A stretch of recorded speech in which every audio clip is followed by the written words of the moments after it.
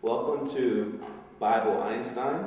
I'm Dr. Gregory Allen, and this is Andrew Wormsley, and we're going to be going through the Bible and relating it to quantum physics and certain other ideas that Einstein discussed and certain other metaphysical realities. Hope you enjoy this episode. In the beginning, God created the heavens and the earth. The earth was formless and void, and darkness was over the surface of the deep, and the Spirit of God was hovering over the surface of the waters. Then God said, "Let there be light," and there was light. And God saw that the light was good, and God separated the light from the darkness.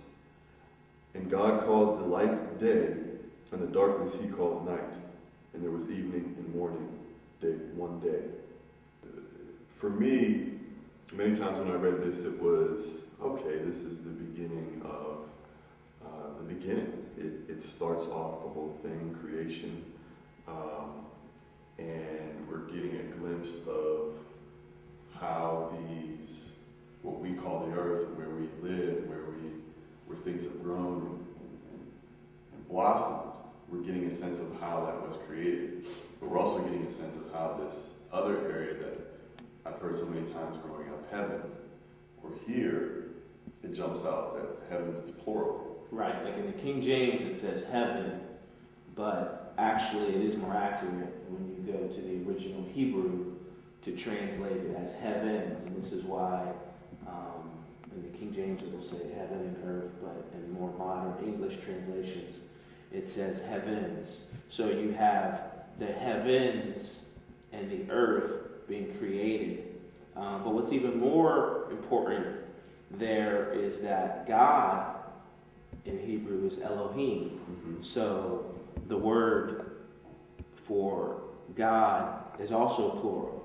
Now this is a great debate amongst people because people like to say, well, it's the royal we, and they get into a lot of different concepts that want to try to deny the reality that Moses, in conveying this passage to the Israelites, and I don't believe that Moses really originally wrote this. I actually think that this is a prologue of Egyptian origin that Moses included because the Israelites were already familiar with it from their enslavement. One of the keys that helps you realize that this is a prologue is the fact that Genesis, or Bereshit, as a book, is actually divided up into 10 parts.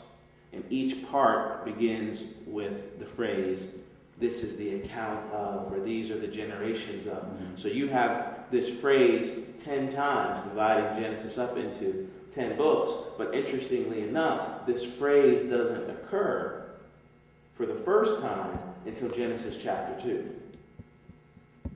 So you got to remember, books didn't exist the way they do now. Things were scrolls and different things. So if you had a book that was, let's say, 10 scrolls, I mean, who knows how it was written, but clearly those divisions weren't just for the sake of organization on a page. Those divisions were actual accounts.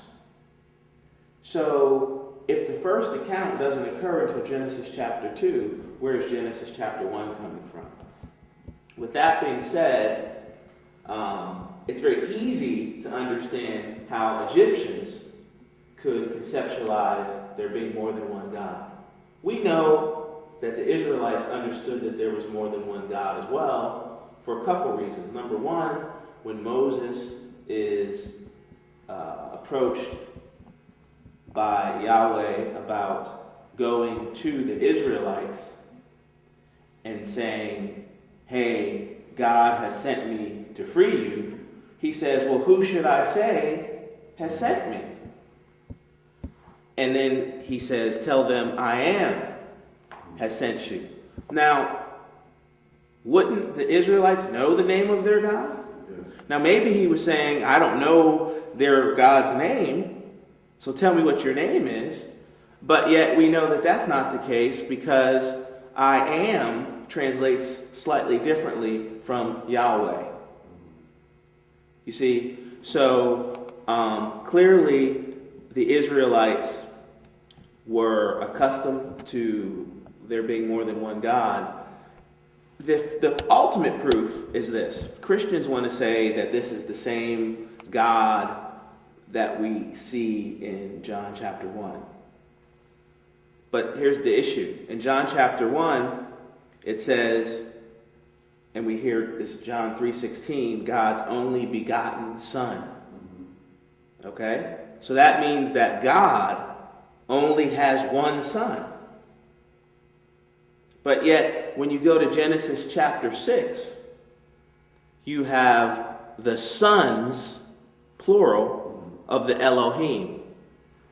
Now it says sons of God in the English translation, but literally it says the sons of the Elohim. So if this is the same Elohim that only has one son, who are these other sons that are being talked about in Genesis 6? Who's being referred to with this multiplicity of sons in Genesis chapter 6? And it's a fair question, because clearly we have sons, plural, of the Elohim. So how can the one God that we understand via the Trinity, not that I understand it via the Trinity, but speaking from a Christian point of view, understand via the Trinity, now suddenly have a multiplicity of sons that are coming down and marrying daughters of Adam, no less. So it's very clear that Elohim is plural, and that this is talking about beings that are related, but in some way distinct from Yahweh Elohim. See, Jesus